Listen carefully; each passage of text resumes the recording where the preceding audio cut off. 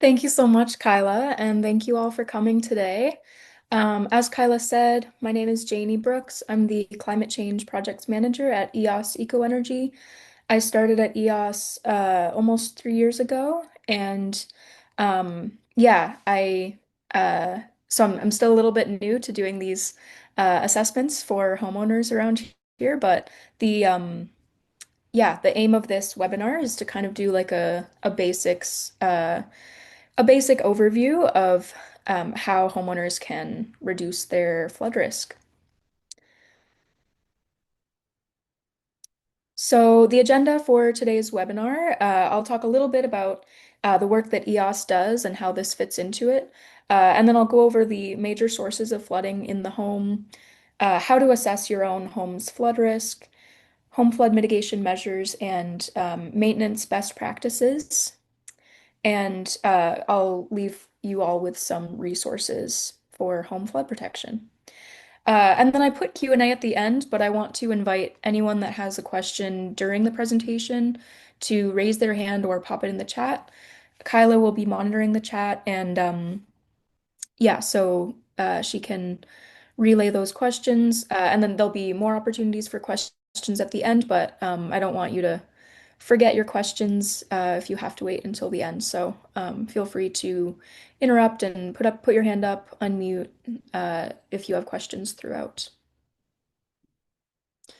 So just looking at everyone on the call, I'm not sure if you're all familiar with EOS already, but we're a small environmental charity and nonprofit based in Sackville, New Brunswick. EOS has been around for over 20 years, which is really, really cool. And a lot of people ask what EOS, like what the acronym is. It's not an acronym, it is the Greek word for new beginnings. And yeah, our projects involve, it started out as focusing all about renewable energy. And then since 2004, EOS has expanded to focus on climate change adaptation, watershed monitoring, and community green spaces, which also ties in with that adaptation. So our home flood protection program is, of course, one of our main climate change adaptation projects, as a lot of homeowners around the Chignecto region that EOS serves, a lot of homeowners face flooding issues being on very low-lying, flood-prone areas. So this is a program that, yeah, I'll talk a little bit more about. And again, I want to acknowledge that the work EOS does is conducted on the unceded lands and waters of the Mi'kmaq in the Siksik region. And if I'm correct, I think that Siksik translates to drainage area, and it just goes to show how this region has always been uh, defined and named for its wetness, I guess. So yeah, the same with the Acadians, with the dike systems. It's uh, yeah, people in this region have always been trying to figure out how to keep their homes dry in this area. So, I really like this picture talking about flood risk, because I don't know um, if you're familiar with where this is, but this is in Sackville on Lawrence Street a few years ago before, I guess, yeah, several years ago before the big stormwater retention pond was put in. And this street just faced a lot of flooding, very, very vulnerable. And yeah, the town of Sackville, now the municipality of Tantramar, did a big stormwater retention project. And since then, this area has not flooded like this, which is really great. And I think this is a nice kind of success story on the municipality's side because now the building that you see on the left where my mouse is with that red roof, that's kind of a community hub now, which is really cool. And it's where my band plays music, and we didn't used to be able to store our instruments there because it was so prone to flooding. But now with the retention pond, it's a lot drier, and even after heavy rain, it stays pretty dry. So now we are able to keep our instruments there sometimes. And same with this other red building on the right over here. It's now like a social enterprise of the food bank, and it brings a lot of money in. It's called Second Chances Thrift Store, and I just like this picture because it shows how this street in particular has become a lot more protected, and it used to have a lot of these flooding incidents. So it's just encouraging that, there are these success stories and things that can be done to reduce flood risk and protect the infrastructure that we love. So I wanted to start out with this because a lot of times when we promote our home flood protection assessments, like at info booths and to different homeowners around this area, a lot of times people say like, "Oh, I don't need to worry about that," or "I don't need a home flood risk assessment because I live on a hill," or "My grading is really good." And while that's great, and those are great things to reduce some flood risks, everyone has some sort of flood risk, unfortunately, if you have plumbing. A very common source of flooding is from plumbing and fixtures. So, actually, last week, the home I rent had a bit of a plumbing issue, and our kitchen flooded. So, and we live on like the top of a big hill, so really no problems with overland flooding. But um, yeah, these major types of flooding um, are all kind of related, and yeah, for mitigating these different types of flooding, you kind of have to look at different things. But I think it's important to think about how even if you think you're good or you're on a hill and um, you might be safe from overland flooding, there are other types, and it's important to know that and kind of know what the risks are in your own home. So I'm not going to spend too much time on talking about the importance of flood mitigation, um, but I'll just highlight that Atlantic Canada is very vulnerable to flooding, especially in the Chignecto region. It's very low-lying, a lot of wetlands. The groundwater the water table is very close to people's foundations in a lot of places. And flooding is uh, an extremely costly event, and it really affects a lot of homeowners around here. But for more background information on especially how this relates to insurance and different costs for different people, EOS offered a webinar in 2022 featuring Cheryl Evans from the Intact Center on Climate Adaptation. Cheryl Evans has been working in this field for several decades, and she provided a really great, like, very big overview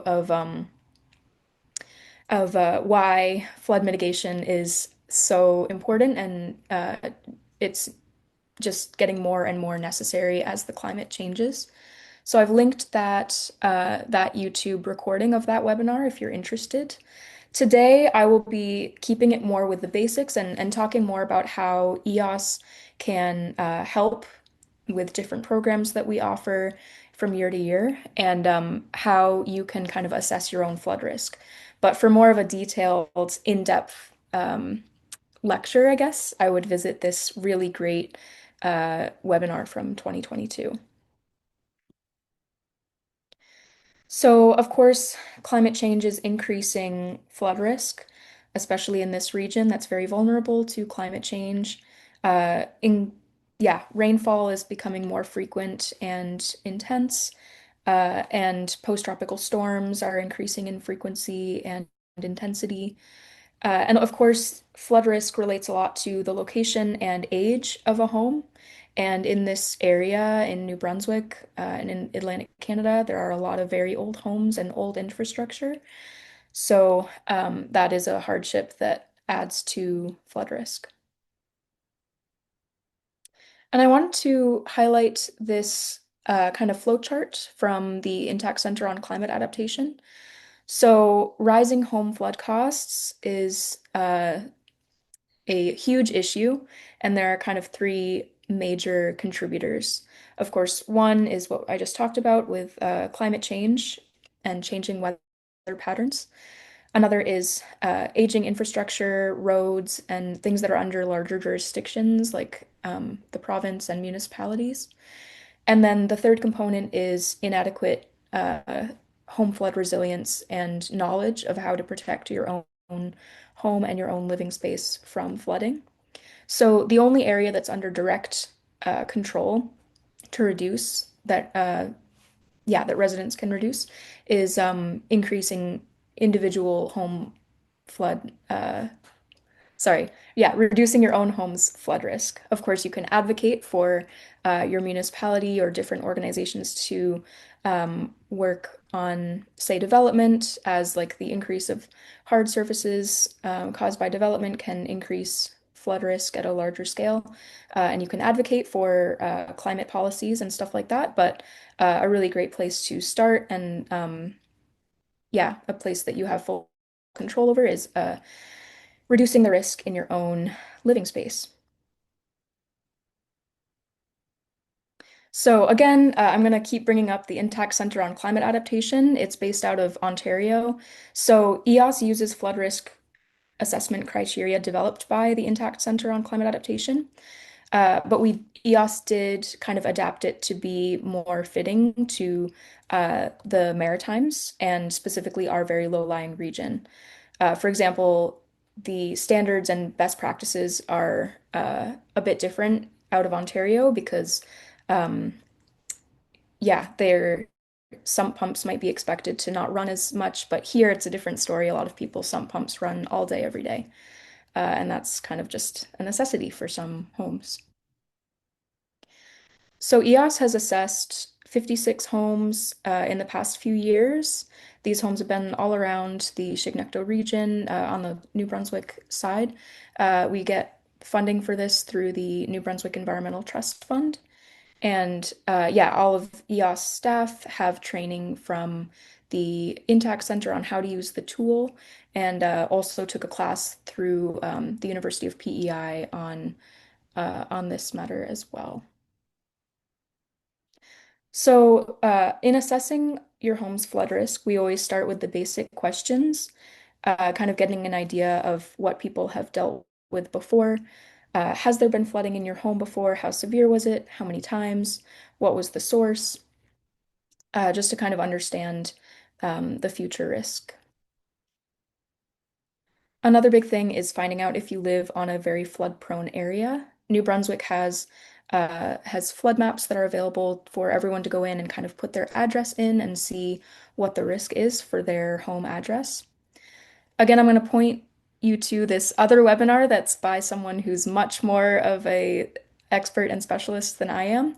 In 2022, Dr. Sabine Dietz did a webinar for EOS on how to use this tool, the New Brunswick Flood Hazard Map tool. So this is a very detailed tutorial if you're interested in going through this and learning how to use this tool to see your own home's flood risk. I highly recommend you check out that tutorial.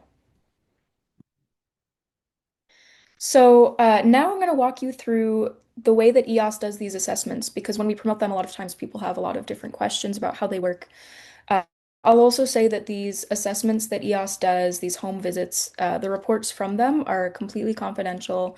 They're only seen by EOS staff and the homeowner. No one else has access to them. So essentially, when EOS staff do these assessments, we bring this iPad tool and we go through the questions that I'm going to go over today and then a few more. It's like a 80-point assessment, so we go over 80 different things. And then we also have this moisture meter that we use on different surfaces to assess if water seems to be infiltrating different parts of the home. So half of the assessment is outside the home, and then the other half takes place inside the basement. So the first thing that we always ask is, does water pool on your property? And does it pool for more than 24 hours after heavy rain? So when water pools near the foundation, especially, it can increase the risk by a lot of water moving through the foundation of your home. And then same with we go through a series of questions about your driveway, your walkways. We kind of see what that's looking like, what the grading of different places are, and um, yeah, if the grading right around your foundation is doing an effective job at directing water away from the foundation. The next questions, yeah, we focus a bit on trees.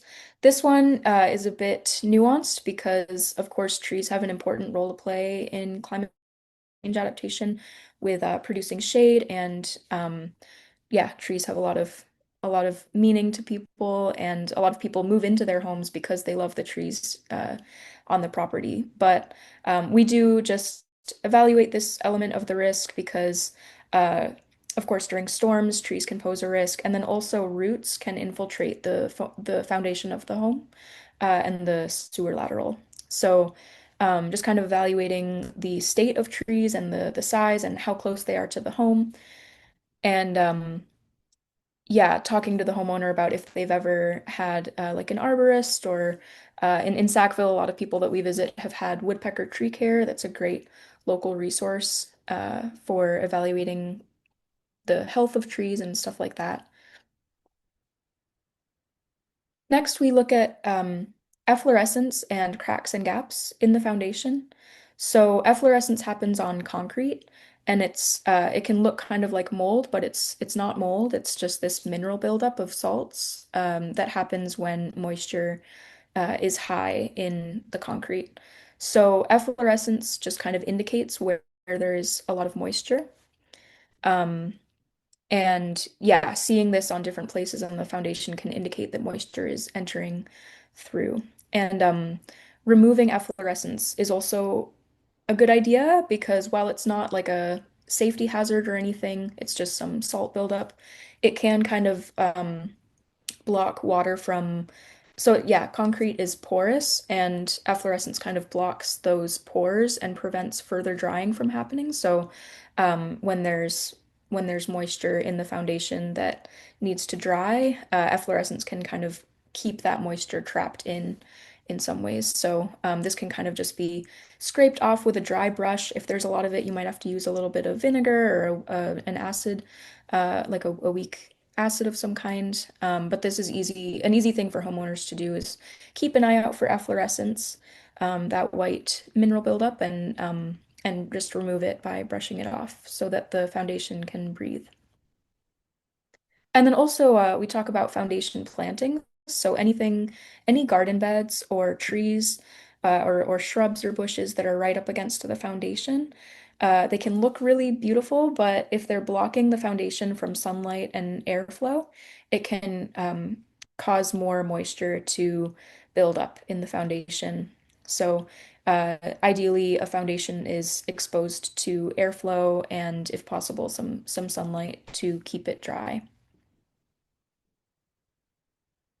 Eaves troughs and downspouts are another really big thing. Um, a lot of times, this is a difficult thing because a lot of times they're very high up, so homeowners can't necessarily check them themselves and clean them out. But they are a really, really important element in protecting your home.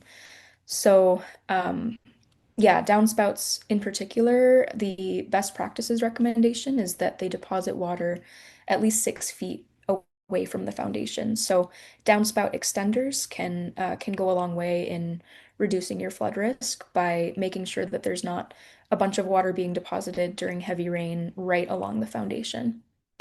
And then also making sure that they're cleared out. There's no, birds' nests or buildup of leaves or other debris in the eaves troughs. That's important as well. So for inside the home, I want to specify that no one at EOS is a plumber. We just kind of ask these questions with the homeowner to get an idea of what their knowledge level is at and what their experiences are. So all of the recommendations that we make are pretty much just contact a plumber, but um, yeah, there's still some questions that are good to think about and some knowledge that's good to have. So, a big thing is just looking for previous water damage, so water stains or efflorescence, if there's unfinished floor or walls. So any concrete surface, making sure that if there is efflorescence, it's getting removed, and you're kind of understanding what the source might be, whether that's seepage through the foundation from the bottom or uh, through the walls of the foundation. And yeah, these can just signify that there's a deeper problem that could be happening that might be good to investigate. Actually, there's an interesting story about this. When some EOS staff were getting trained on how to do these assessments, we visited this home that, again, it's on a hill. There were no worries that the homeowner had about flooding. Never experienced flooding. It's a pretty newly built home, so it was built to be pretty flood resistant. But when using the moisture meter, we did find this place that there was like a little water stain, but it was very faint. But we put the moisture meter on it, and it turns out the other side of the ceiling was just full of water, and they were having like a big bathtub leak or something. And yeah, it was just really nice that we were able to detect that and get the homeowner the kind of evidence to show that they should get that checked out by a plumber before the tub fell through the ceiling. Which, yeah, was very unexpected that they were having that problem. There was no concerns, and the water stain was very faint. But yeah, just kind of keeping an eye on these things. If there is some water staining, making sure that you understand where the source is, and you can call an expert to investigate. Windows are a really big place where water can often infiltrate, and doors, especially basement windows. If the ground is very wet, it can be hard to keep water from coming through windows in a lot of homes. So just keeping an eye out for signs of water entry. And this is another thing I'll talk about a bit about this later, but draft proofing can help with this as well. We usually think of draft proofing as being good for energy efficiency, but in basement windows or any windows where there's water infiltrating, draft proofing can be an easy way and kind of an inexpensive way to reduce the risk of water coming through these places. And then another point is just making sure that the plumbing fixtures in the basement or just throughout the home are in good condition and there are no big leaks happening. And just, yeah, making sure to keep an eye on that and make sure things stay in good condition. Another thing that we see in basements is a lot of times basements is where people store things like paint cans, cleaning supplies. Um, it's really a good idea to keep any paint cans or cleaning supplies that are have been opened. It's a good idea to keep them on elevated surfaces in like a stable place. So that way, if there is a flood and the basement kind of fills up with some water, it won't become like a major health hazard with, paint getting everywhere and polluting the water. So that's kind of more of a damage and cost reduction of if your home does flood, just kind of making sure that no, yeah, there aren't hazardous materials that will add to that chaos. And then same with furniture, items, valuables, instruments, different things. It can be good to keep them on an elevated surface if possible, or not keep them in the basement, but that's hard as basements are a typical storage place that people have. The next thing is your basement sump pit easily accessible and in good condition? The place I live does not have a sump pit. It's a very, very old home, and yeah, so not there are some homes around here that don't have sump pits, but yeah, a lot of homes, I would say most homes do. In the basement, it's where your sump pump goes, and it's basically the lowest point in your living space where if the basement does get water in it, water would kind of drain to this low point. And then if there was a sump pump, the sump pump would pump the water out. So the next thing is just kind of being aware of if you have a sump pump, and if you do, how often it runs. Some people are very in tune with this, but then other people that we visited, they don't know that they have a sump pump or they don't know what it is, and that's completely understandable. You don't really learn that unless you kind of go out of your way to find out. So, yeah, at these assessments, a lot of times we're just kind of encouraging people to get more in tune with what's happening in their basement and in their sump pit.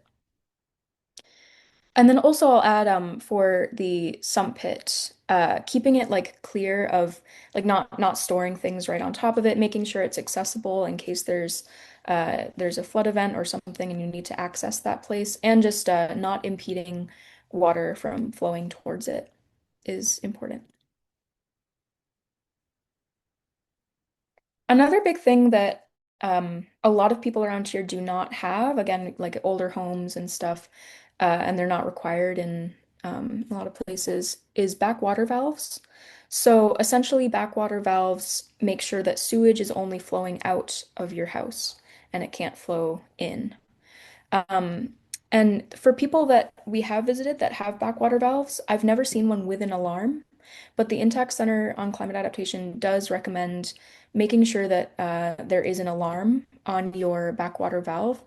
And essentially, what this alarm would do is if sewage is trying to come into your home, the valve would shut. And then if you flush your toilet, you would experience your own backup. And so essentially the alarm would go off if like the municipal line, if municipal sewage is trying to enter, so that way you know, okay, I'm gonna figure this out and make sure this problem is solved before I flush my toilet. Because yeah, when there's a municipal backup, it can create a lot of people to have their own backups if they have these backwater valves, but they don't know about the backup that's happening. And then yeah, I'm just gonna go over a few additional things and points.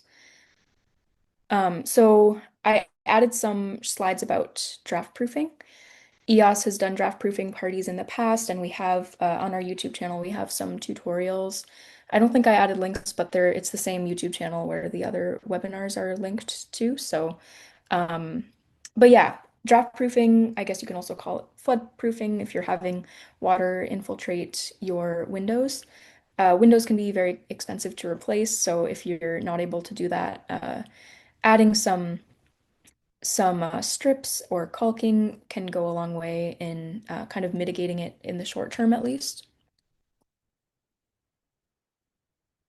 So again, you can kind of weatherproof your windows in a couple different ways. There are some foam self-adhesive strips that's how I draft proof my home. But you can also use a caulking gun and use some removable caulk to seal the gaps along your window. Janie, I just wanted to jump in with a question from the chat. Someone is wondering where someone could get an alarm and if you know what the cost is for that. Yeah, I don't know what the cost is. You would have to reach out to a plumber for that information. So I think EOS in the past has collaborated a bit with Corey Allen, I believe. And so yeah, I would recommend reaching out to a plumber for if they can supply that. And yeah, I'm sorry, I don't have a better answer for the cost. Is that the only question in the chat? Yes, that's it. Okay. Yeah, and I can follow up if the person who asked the question would like. I'm happy to reach out to find that information and follow up later I'm, on. I'm also going to paste the contact info in the chat for Corey Allen's plumbing. Thank you. Yeah, from what I've heard, like no one around here really has alarms. It's really like I don't know, but the it is one of the major recommendations by the Intact Center is yeah, making sure there is an alarm on your backwater valve. I know in the past EOS has done at least one bulk order of backwater valves. I don't know if they had alarms though. I can check though. I'm happy to check about that and then follow up with the person that asked the question. Yeah, so just continuing with the window weatherproofing. This is again something I do in my home is using, I mean, for energy efficiency, but can also help with leaks. It's just using the big window film to protect water or drafts from entering through windows. Doors are another big place or another common place where leaks can come in, especially during heavy rain and for people that have below grade doors. This can be a pretty big problem around here. We've seen some pretty bad damage from water coming in through doors that aren't sealed the best. So weather stripping can be a really good way to mitigate this. Um, yeah, I think I linked uh, this YouTube video by this person who did a very good tutorial on how to do this yourself with supplies that are relatively inexpensive from home hardware. I also want to point out that EOS made, I think it was Cal who made this checklist a few years ago. And it essentially is like it's 3 pages of just these kind of basic checklists for seasonal maintenance. So there's the first page is outdoor seasonal maintenance checklist.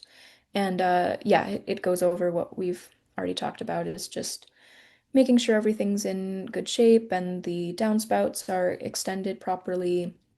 The eaves troughs are free of debris and stuff like that. There's also the indoor seasonal maintenance checklist. Um, Again, all things that I went over, I think. And then there's maintenance to be completed as needed. So checking if the sump pump is working, if you have a backup sump pump, if that's working.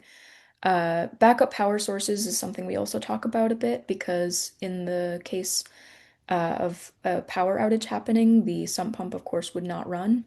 And since severe storms is a typical time for power outages to occur, can kind of be a recipe for disaster if your basement is filling with water and if your sump pump isn't working. So having a backup power source, a generator of some kind, can go a long way in emergency preparedness.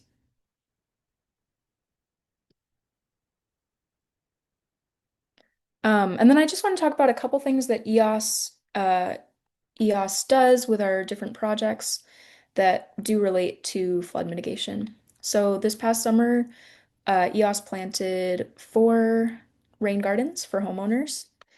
And rain gardens are essentially useful they have a lot of different co-benefits, but they essentially help drain the water that's if there's like standing water or a lot of water running through your property, rain gardens essentially have plants with very deep root systems that like a lot of water.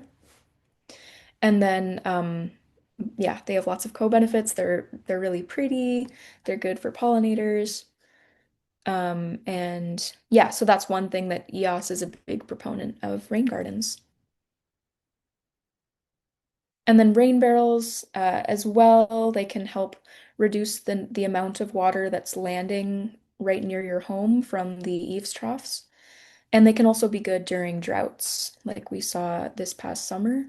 Can be, yeah, can help reduce your water bill by using rain barrel water to water your gardens and stuff like that. And I want to point out that if you're in Sackville or near Sackville, Open Sky Co-op is currently selling discounted rain barrels at I think they're $75 each, and the proceeds are going to support their operations. And they do have some left, so if you're interested in pre-ordering one that'll be ready in the spring, contact Open Sky. And I've put some resources here. So if you're interested in booking like an individual home flood protection assessment with EOS, the only requirement is that you kind of live in southeastern New Brunswick, because we can't travel that much further outside of our area, but we have this automatic scheduling tool that syncs with our calendars, so you can just go in and book your assessment if you're interested in getting one. Really will be going through the questions and a few more that yeah, going through the questions that I just went over and generating a report that identifies the biggest priorities that we would recommend considering. And then I do recommend the resources from the Intact Center on Climate Adaptation. They have a lot of flood protection resources that I definitely encourage you to check out if you'd like more information. And the flood mitigation maintenance checklist is available on our website if you want to print it out and go through it periodically. We definitely encourage that. I just wanted to jump in and say that the link for booking a home flood protection assessment has changed. So I pasted the correct one in the chat. And then we just had another question in the chat, Janie. Someone's asking, what's the best time of year to have a home flood protection assessment? Oh, that's a good question. We do them anytime during the year, but it can be helpful to do them like, well, I don't know. I mean, it depends on what the homeowner would like them for. Like if there's a homeowner that's having flood problems, like as we speak, I would recommend the sooner the better. But if there's no immediate concern, it can be helpful to see the home during like the spring melts or a little bit before the spring melts. Sometimes when there's a lot of snow, it can be hard to see the foundation. So yeah, I guess it is spending half an hour outside walking around the foundation. So if there's a lot of snow or a lot of ice, that can be kind of a difficulty or a safety concern with slipping and stuff. So I would say it's easiest to do the assessments when it's yeah between spring and fall. But I just did one yesterday and it was fine. So it's really anytime, but drier is sometimes easier. Um, does that does that answer your question?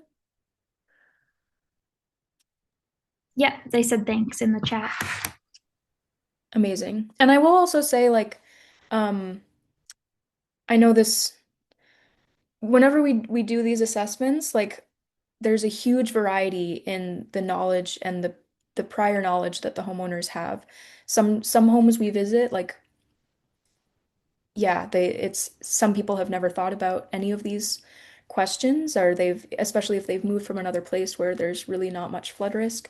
A lot of people that we talk to, this is all new to them. And then some people that we visit, they've already thought about all of these things.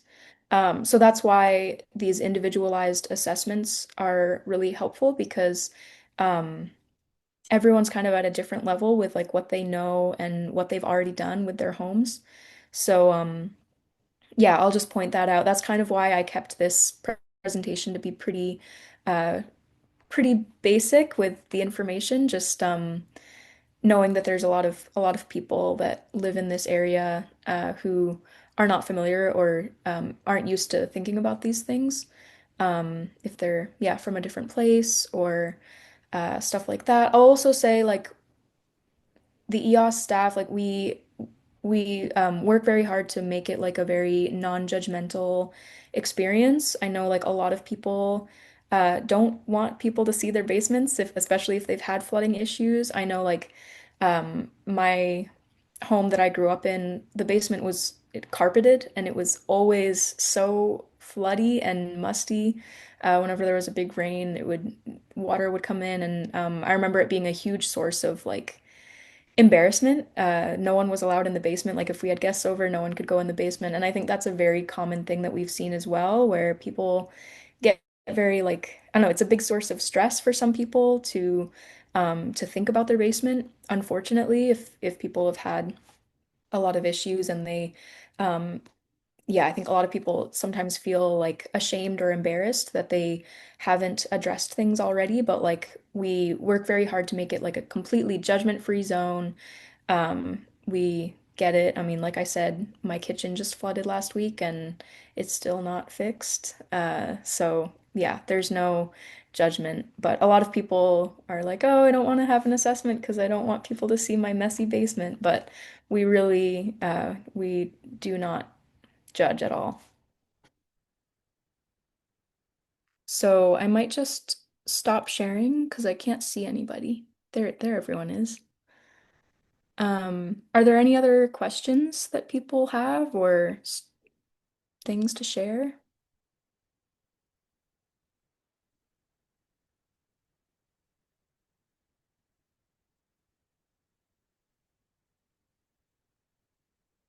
Also, I apologize for doing the wrong link for the home flood protection assessment. I will just explain, they used to be called home flood risk assessments, and then we were trying to make it sound a bit more positive, so we changed risk to protection to make it like a bit more of a positive spin on things. So that's why I feel like I always switch between using those two because when I learned how to use the tool, it was risk assessment and now it's protection assessment, but it's the same assessment. We just changed the branding. I also didn't mention for people who for people who receive an assessment, they're able to get up to $100 um, rebate for any flood mitigation supplies or plumbing expenses that they have following the assessment. So it's not much, but it can kind of help for some things. Like if you want to buy caulking or um, a new sump pump or even a dehumidifier to keep your basement dry, EOS can cover $100 from previous fundraising efforts that EOS has done. So I will highlight that. I've just put Janie's email in the chat there. It's climatechange@eosecoenergy.com. If you think of any questions after the webinar, feel free to reach out at any time. And if you want to leave your email in the chat for me to follow up with any of the links that were provided today, I'm happy to do that as well. And we can share the slides if people are interested. Thank you, Kyla. And yeah, feel free to email me with any questions or follow-ups. I will be looking into where someone can get an alarm and how much they cost. Maybe when the plumber comes to fix the kitchen. I'll just plug that question in there. But yeah, thank you all so much for coming today. I really appreciate it. And happy Friday before a long weekend.